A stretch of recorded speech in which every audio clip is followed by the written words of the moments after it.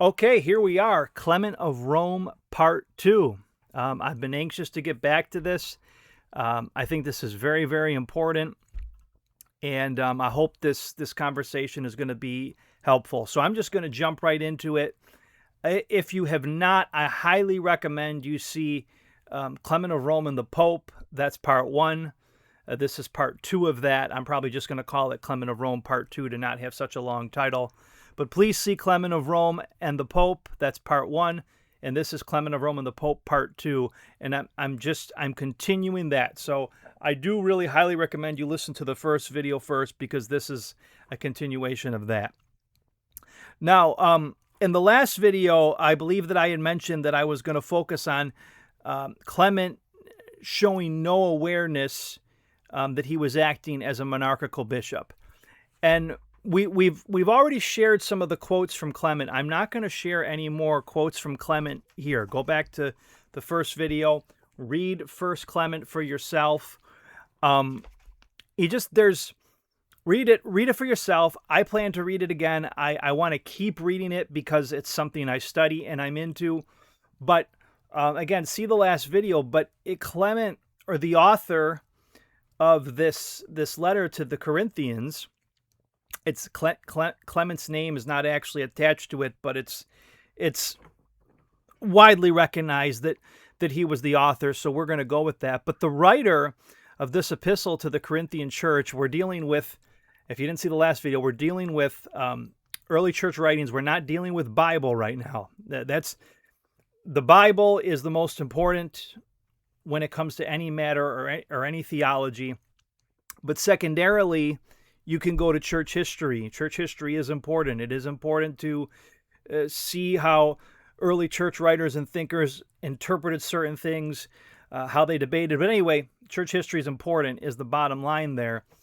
And the writer of this letter to the Corinthians, who we believe is Clement, it gives no indication that he sees himself, or anyone for that matter, as a single ruling bishop, let alone a single ruling bishop of bishops in Rome.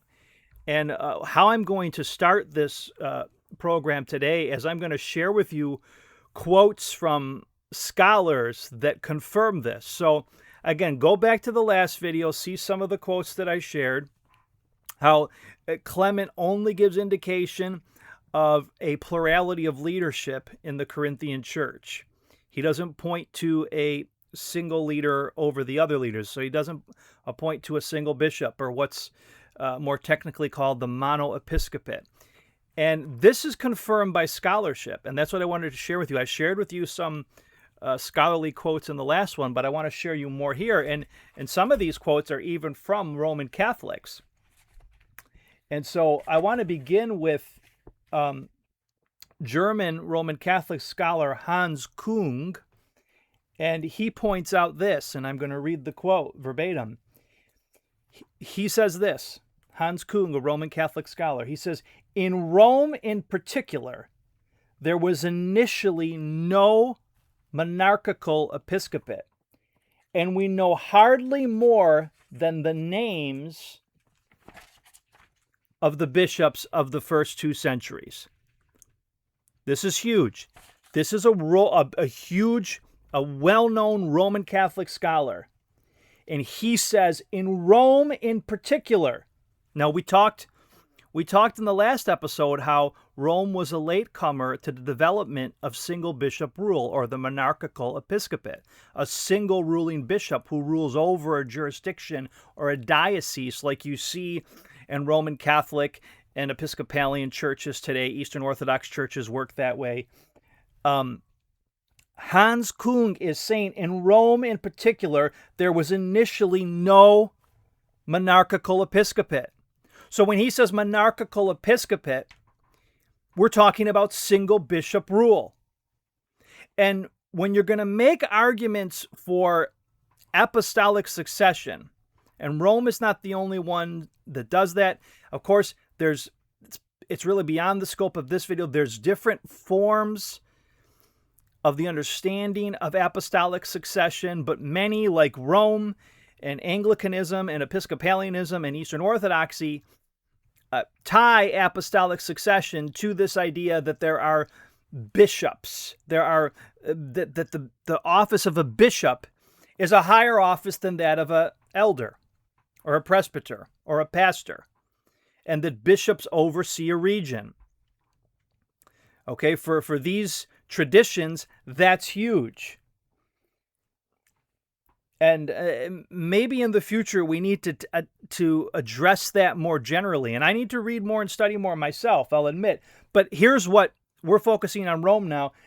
Hans Kung is saying in Rome in particular, there was initially no monarchical episcopate. No single bishop rule. So this isn't me, folks. This is Hans Kung. And I cite my sources. This is Hans Kung in his book, The Catholic Church, A Short History. Phoenix Press, published in 2002, page 41. Telling us that we don't have a single bishop in Rome, which means we did not have a pope, ladies and gentlemen, because the pope is supposed to be the bishop of bishops. Now, could Hans Kung be wrong? Of course he could. But so many scholars are saying this. And why are they saying this? Read 1 Clement. Read 1 Clement. You know, I've got just a little bit of an aside, because there's I've been anxious to get back to the mic, because I'm not focused on Eastern Orthodoxy, but there's a lot of people turning to it. But one of the things you hear from Eastern Orthodox, they call the Eastern Orthodox proponents on the net, it's a thing, they call them the Ortho Bros. But one of the things you'll hear from them and Roman Catholic defenders alike is that all the church fathers agreed. Wrong! Church fathers disagreed amongst themselves on certain matters. You can't just blanket say all the church fathers. In 1 Clement, one of the earliest ancient church writings we have, one of the earliest Church of Rome writings we have, gives no indication that there is a papacy.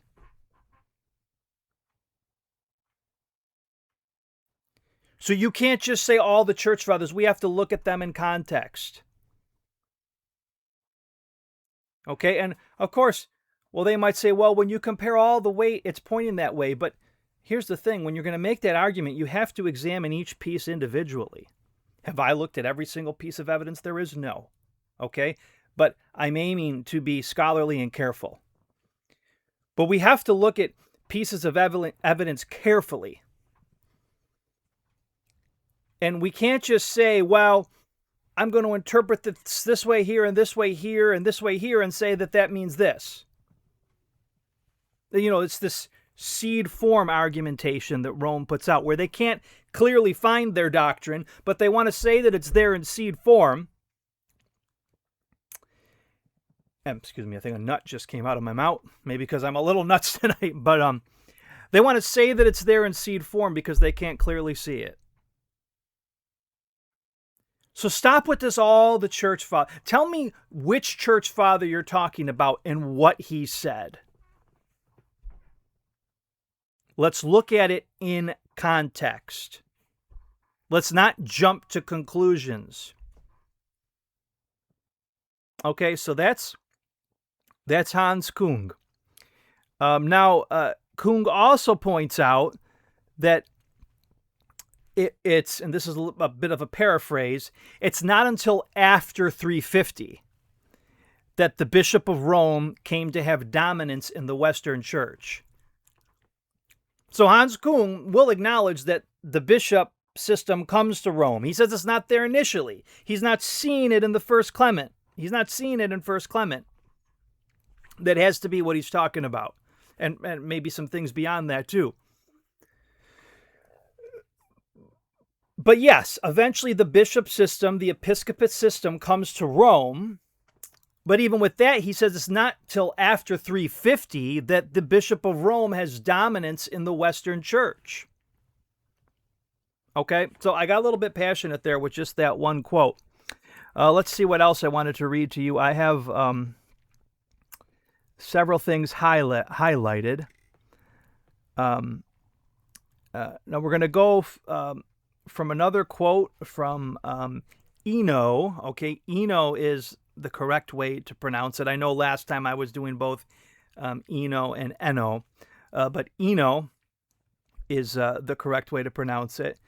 And I believe the first name was Robert. Let me just make sure. Like, I know that it is, but when I'm doing these things online, I don't know. I have an obsession with being accurate, and that's kind of good. It can kind of be bad too. Okay. Let's just see. I know he's in there here in my bill. Okay, yeah, Robert B. Eno. I knew that. Probably didn't need to look it up, but it's just like, I want to be accurate because people are going to pin you. And am I going to make mistakes? Sure, we all do, but I want to be as accurate as I can be. So, Robert B. Eno, a Roman Catholic scholar. We read a little bit from him last time. Eno, I might still say Eno. I might have just done it. I'm not sure, but it's Eno, so I'm trying to say it right. But he brings forth, and I don't know if I read this last time or not, but I'm just going to read it again. He asked this question. This is a Roman Catholic scholar. If Rome's position is closely tied to the importance of its bishop, what would be the result of the discovery that there was a time when it did not have a bishop? That's the question indeed. That's the question indeed. Now, I want to read you another quote. This is from a Protestant scholar, to my understanding. James Jeffers, his book, Conflict at Rome. And James Jeffers says this, listen, Roman Christianity was not ruled by a single bishop before mid-2nd century. Although monoepiscopies existed in his day, as the writings of Ignatius, Bishop of Antioch, make clear, Clement evidences no knowledge of them in his work. He seems to be cognizant only of a body of leaders of relatively equal authority. But someone with Clement's wisdom, education, and tone of authority must have been at least the leader of a house church. He was probably one of the ruling elders in Rome, in addition to his work as a foreign secretary. Okay, so let's just paraphrase what Jeffers says here. He's affirming what we've already been hearing. Roman Christianity in Rome did not have a single bishop before the mid-2nd century. The bishop system, the episcopate system, if we're going to be honest, does arise early.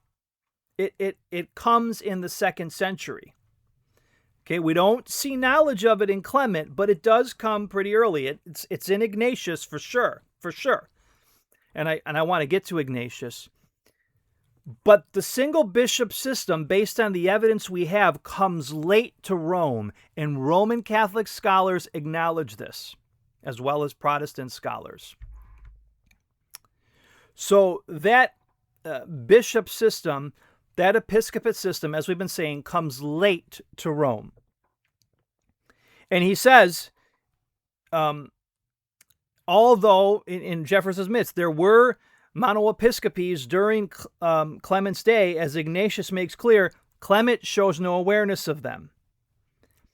He only shows awareness of a body of elders, of multiple elders, of elder rule. So that's I think what we'll I think that's all we need to do there with Jeffers' quotes. And then he does say that Clement was himself probably a ruling elder in addition to his work as a foreign secretary. And this kind of brings me to my next point. And let me just say this too. I don't want to say for sure I'll do this video because, you know, I love doing videos, but they can't be my priority right now. But there's nothing wrong with saying videos I like to do. And I also want to do a little more research into house churches in Rome, and I want to study that out a little bit more and how that worked, because one of the questions I think that we need to ask, and I've heard this put forward, is the church, is the New Testament church more like the temple or the synagogue? And that might be really key in how we understand the church. I'm not going to get into it now, but I would, if the Lord allows me to look into it, I would like to look into that more and possibly do a little bit more of a video. I've looked a little bit at the house churches in Rome. I could say some things there. I'm not going to say anything in this video, but again, maybe in the future. But the next question that I want to ask is, well, who was Clement? Well, and Jeffers just says that he believes he was an elder as well as a foreign secretary. And so, who was Clement? Was he the deliverer? Was he the messenger? Was he the courier? Was he the one who delivered the message from the Roman church to the Corinthians? Was he the messenger? Was he simply the messenger?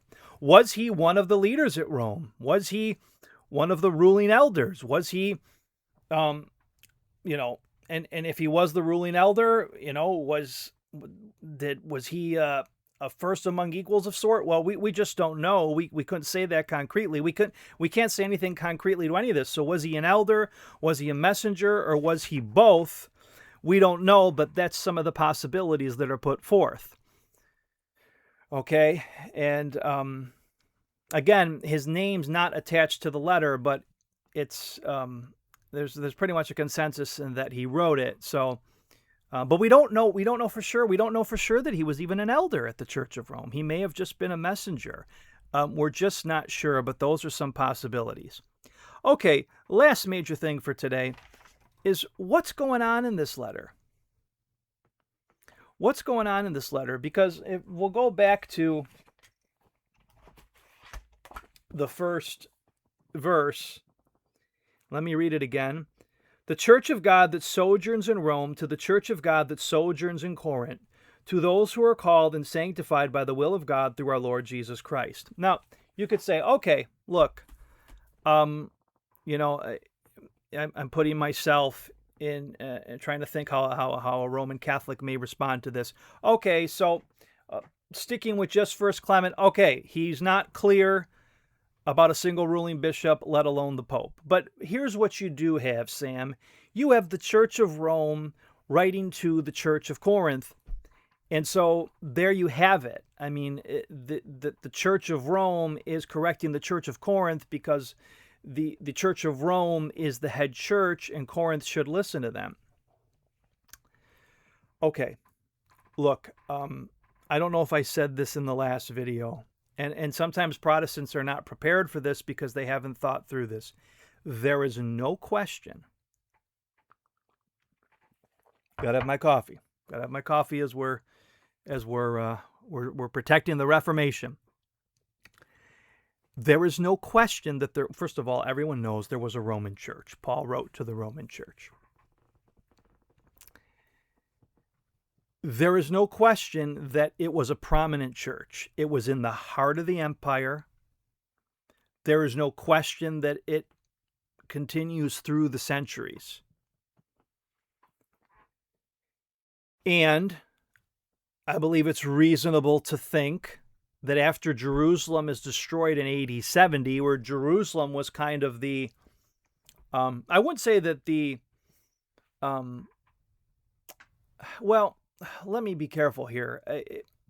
When you have apostles, the apostles did have a special authority over all the churches. They just did have a special kind of authority. Had the Jerusalem church continued, would it have had the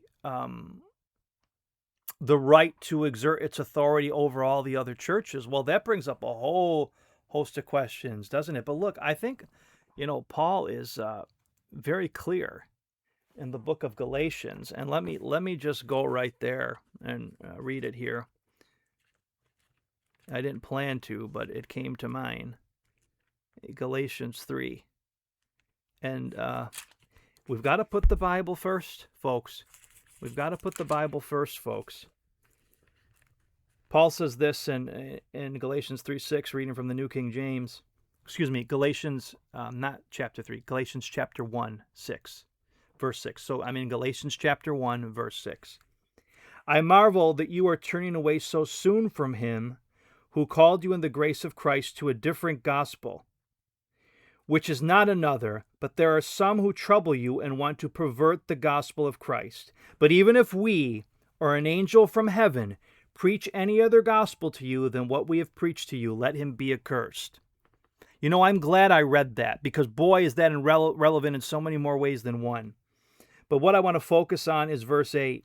But even if we, or an angel from heaven, preach any other gospel to you than what we have preached to you, let him be accursed. You need to consider that in your definition of apostolic succession.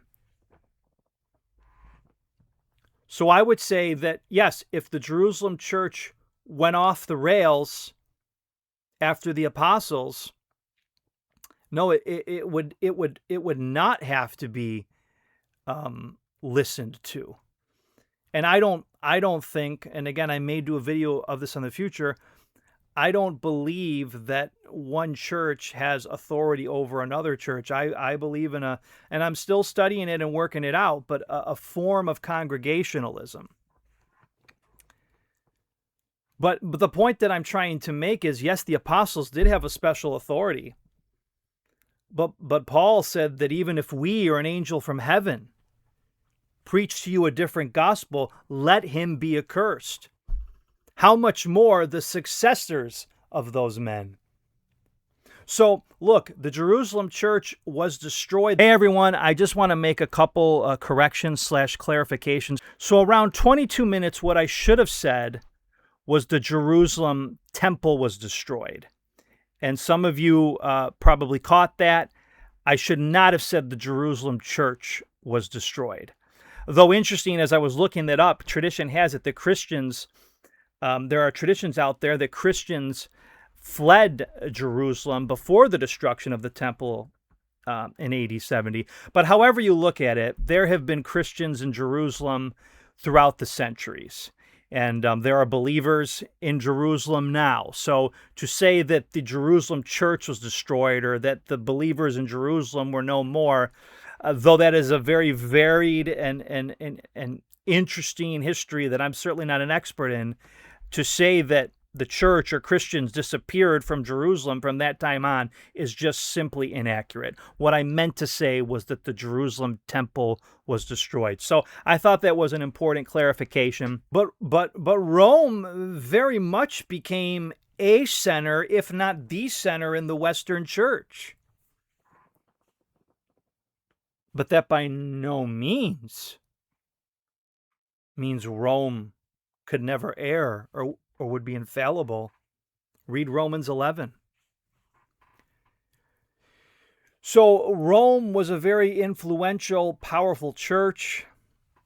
There could be no question about that. Undoubtedly, other churches looked up to Rome. But does anything in Scripture teach,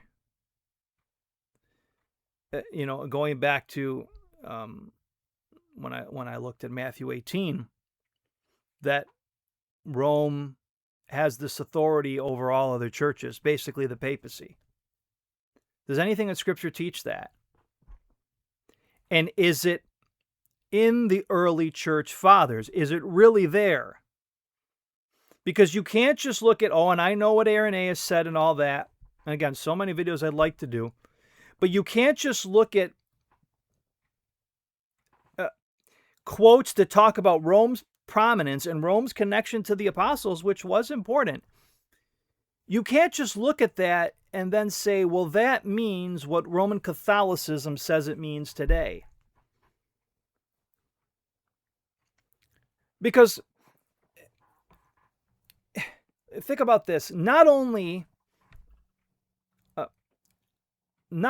are I'll put it this way. I believe evidence for the Roman papacy is lacking in the earliest church. Okay, and you've seen the Kuhn quote, or I read the Kuhn quote, that he really came to dominance after 350. But Rome would have us believe not only that there was a Roman Pope, but that we need to believe everything about but that we need to believe everything they say about the Roman Pope today. Which basically means you can't question Leo. Very interesting what's happening. I don't claim to be an expert in all the facts, but very interesting. These conservative Roman Catholics, the Society of Pius, is it Pius X? I think it's Pius X. The whole, if I'm understanding correctly, the whole society, all the priests are excommunicated? You want to give a man that kind of power? You better show me where that's in the Bible. And give me clear proof. You want to tell me that the first letter of Clement establishes Leo's authority today? Well, they would say, of course, Clement is not our only evidence. It's all the church fathers. Look, folks, when you do history, you've got to look at the evidence one piece at a time. What Rome teaches about the papacy is not in the 2nd century. In fact, what Rome teaches about the papacy today didn't exist during the time of Reformation because they've added to it. Papal infallibility was what, 1850? Folks, look, I'm getting really passionate tonight, and if I'm out of line, excuse me.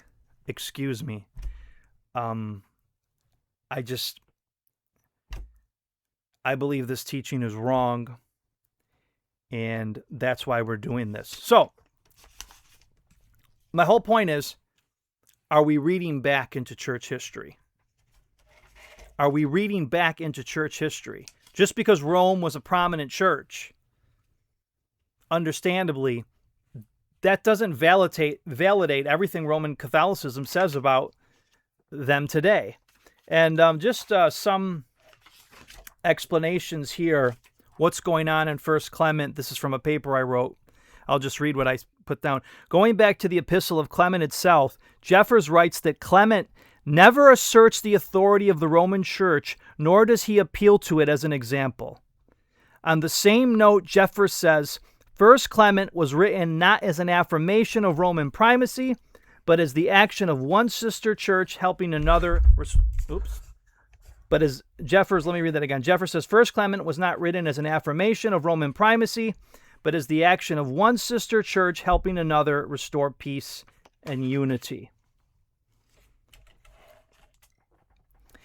Instead of thinking of this letter as proof for the primacy of one church over another, it is better to see it as demonstrating, and then this is a quote from Boniface Ramsey in his book, Beginning to Read the Fathers, and he says, it's better to see this as demonstrating, quote, the concern of one Christian community for another, and that it provides, quote, an insight into the thinking of the Roman Church at a very early date, quote. So the quote is the concern of one Christian community for another, quote, and then I add as a transition, and that it provides an insight into the thinking of the Roman Church at a very early date. And then Henry Bettinson writes that the Roman Church intervened not because it claimed primacy over the church at Corinth, but because of Christian concern over an anguishing situation. Corinth was a colony of Rome, though, and that may account for a special connection between the two churches. So the answer is that the Church of Rome writes to the Church of Corinth. I mean, we can't know all the reasons that went into it, but they were a concerned church. It was one congregation concerned for another. And it wasn't just one congregation in Rome. Did it represent all the congregations in Rome? That's a very good question too. That would have to be looked into more. But the church in Rome is showing concern for the church in Corinth. And yes, the Church of Rome was a prominent church. No doubt was already becoming a very influential church. That was a fact and a reality we can't deny, but we can't take that and then say, like I said, I'll come to 2026 that Leo the 14th is right in all his actions and what he does. And again, excuse my passion. I always try to be charitable in these videos. I love my family. I love my friends. But I get concerned about the issues. And I get concerned about there's so many false doctrines associated with Rome. And when you look at the last two popes, indeed, Francis and now Leo the 14th, the direction they've been trying to take the Roman Catholic Church is very concerning. And this is, and we'll bring it to today. This is, has come to a head in his excommunication of the very traditional, very conservative Society of Pius. Again, I think it's the Society of Pius X. And look, they're still Roman Catholics. I have major disagreements with them on other areas, and I think they're serious. And there's so many concerns about what Rome teaches to me that is a hindrance to the gospel. Not just the papacy, but the teachings on Mary, the teaching on praying to the saints. It's a distraction from Christ, and I know the Society of Pius would believe in all that. So there's concern there with doctrine, but the papacy is supposed to be the kind of glue. It's the papacy, the Roman papacy speaks to the authority and kind of the legitimacy. And so, I just wonder, and though I have concern for the salvation of all those in Rome, and obviously that would include the Society of Pius, there's a certain sense in which, I don't know, I feel for them a little bit. So if the Roman Pope the Roman Pope excommunicated you, I'm talking to that society for a moment, if they'll listen, they've excommunicated you. But no doubt you believe that you are the true Catholics. So who are you going to appeal to? What are you going to appeal to? If it's not the Roman Pope, are we going to go more the Eastern Orthodox route and go to councils and church tradition? But then we argue about the councils. We argue about the interpretation. We all, including Protestants, we all like the fathers that agree with us. We all struggle with the ones that don't. I would say let's take it a step further. We've got to go back to the only God-breathed source, the sacred scriptures. And so, look, I'm gonna stop it there today. I have some other videos on my mind. I'd like to look at Ignatius. I think I'm just going to post this right online, and if afterwards I'm like, well, I need to clarify this or speak, I might just come on, and I might occasionally do shorter videos.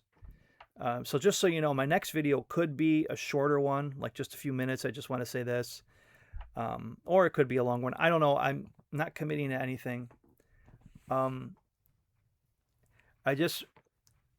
We've looked at Clement, okay? And read Clement for yourself, because I can't make my point really unless you read Clement. There's no positive evidence for the Roman papacy in Clement. So that's our first strong witness. And along with that, the other side to that is what Clement does show knowledge of is a plurality of leadership, a plurality of elders. Okay. The third weight is what the scholars say. The scholars affirm that there was initially not a single bishop,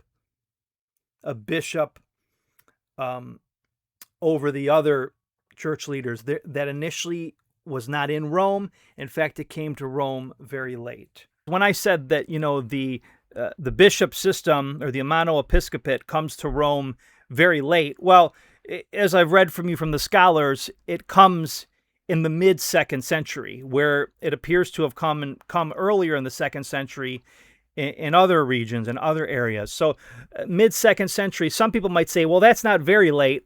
All right, we could debate if that's very late or late, but it's most certainly late. So just acknowledging that there might be, some pushback from that. But the episcopate certainly comes late to Rome, mid-2nd century, significantly later than it comes to other areas and regions. Okay, so we have the scholars, and they tell us that comes to Rome late. Okay, so I guess those are my major points. And then we also looked at, ways to understand why. In other words, a Roman Catholic may say, well, okay, then what's going on with the Church of Rome writing to Corinth? And I think we've showed the Roman Catholic way is not the only way to understand that. Now, I know we've just looked at Clement, but again, we take this piece by piece. Next, if the Lord wills, I'll do a video on Ignatius and talk about the significance of Ignatius not addressing a bishop when he writes to Rome. What does that mean? Well, we'll talk about that. And then there's, we just take things piece by piece. And I think if we take things piece by piece, and I know Irenaeus said something very strong about Rome, I think if we take things piece and piece, we see that, no, this is far from establishing a Roman papacy, let alone establishing everything that Rome believes about the papacy today.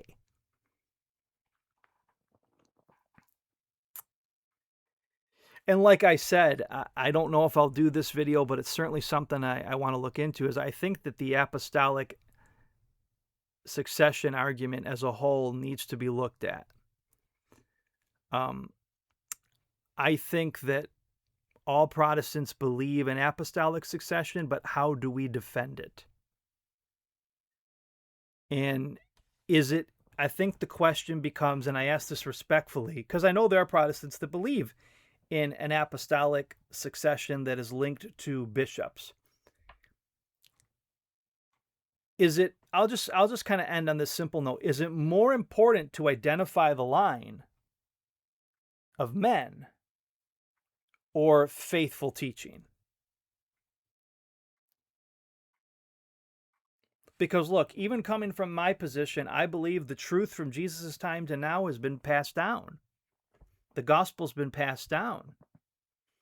There have been faithful heralds of Scripture throughout the ages. But my tradition doesn't try to establish a line. And in fact, I think that if you're focused on establishing a line, you might have the wrong focus. So, look, that's it. I always feel like there was something else I wanted to say, but we're 40 minutes in. It's late. I may be missing something. I'm probably just going to post this video as is. I go back and review it. I just do that because, is there something I need to make clear or correct? But yeah, I'm very passionate about this. I thank you all for listening. Thanks for watching. I hope it came through. I know I wasn't talking into my mic like I was supposed to. I know the lighting's not great. I just don't got time. But what I do have is coffee. So we're continuing the Reformation with coffee. So, hey, I appreciate your comments. Thank you, everybody, for listening. Have a wonderful night.